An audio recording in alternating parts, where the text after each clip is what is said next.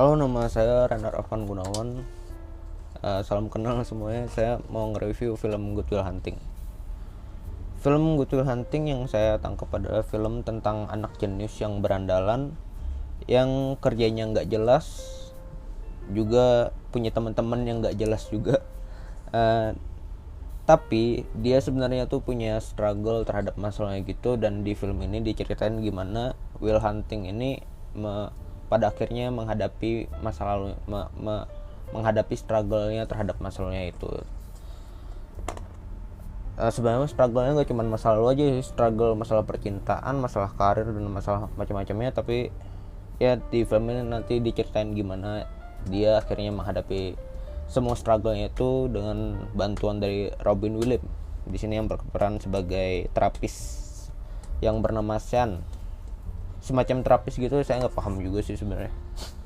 Oke, kenapa saya suka film Good Will Hunting ini? Saya suka film Good Will Hunting ini karena actingnya bagus banget. Acting dari Matt Damon, acting dari Robin Williams, acting dari Ben Affleck-nya bagus banget.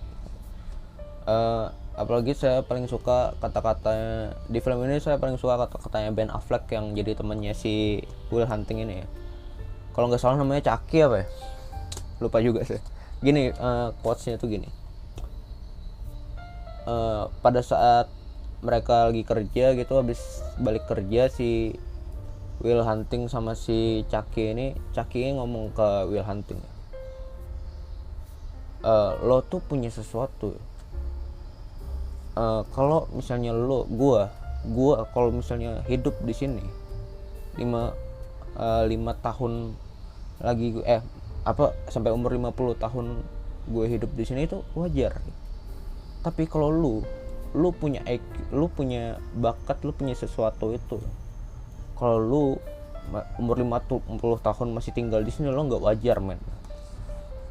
Ya menurut saya tuh bagus aja itu kata-katanya. Kalau nggak salah gitu sih kata-katanya.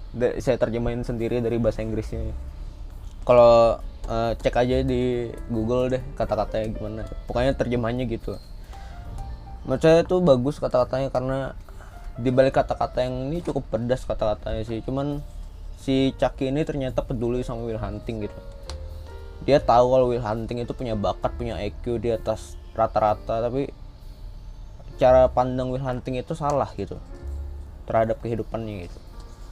Kayak lu dikasih uang 1 juta tapi lo nggak bikin apa-apa gitu. Lo nggak investasi, nggak apa gitu. Anjay, investasi. Apa sih? sorry. Dan juga di sini saya suka dari acting Robin Williams ya. Sebenarnya saya suka hubungan di film ini antara Robin Williams sama Matt Damon sih, antara hubungan terapis sama hubungan pasiennya kali ya bisa dibilang. Ya saya suka aja gitu. Terus pesan-pesan yang saya dapat dari film ini, pada mulanya tuh saya mikir gini. Pesan yang bisa didapat dari film itu, saya pada mulanya mikir gini, kita boleh punya masa lalu tapi jangan jadikan masa lalu jadi penghalang kan. Tapi itu menurut saya bukan maksud dari film ini gitu. Bukan pesan sesungguhnya dari film ini. Setelah saya pikir-pikir lagi, filmnya itu bukan tentang masa lalu kita hadapin apa-apa gitu, tapi filmnya itu tentang kita tuh harus berpikir panjang sama hidup kita tuh. Kita tuh jangan memandang hidup kita tuh cuman pendek aja gitu, cuman ya jadi kita punya cita-cita. Kayak orang punya cita-cita, si Will Hunting ini aneh gitu, punya cita-cita jadi pernah ngomong sama si terapisnya tuh, kalau misalnya dia jadi pengembala juga dia punya tujuan yang mulia gitu. Padahal enggak kan, dia tuh punya IQ di atas rata-rata kok cuman mau jadi pengembala gitu kan. Salah banget ya. Nggak tahu sih, cuman menurut saya salah aja itu dia ngomong gitu. Cara pandangnya salah gitu. Masa kalian nih misalnya ranking 1 terus dari SD sampai SMA gitu, masa cuman mau jadi itu tukang bersih WC? Nggak mungkin kan. Asik. Jadi menurut saya tuh pesan-pesan yang bisa didapat dari film ini itu, kita tuh harus berpikir panjang terhadap hidup kita ya. hidup itu harus tetap maju. Dan juga banyak sih sebenarnya pesan-pesan yang dapat dari ini.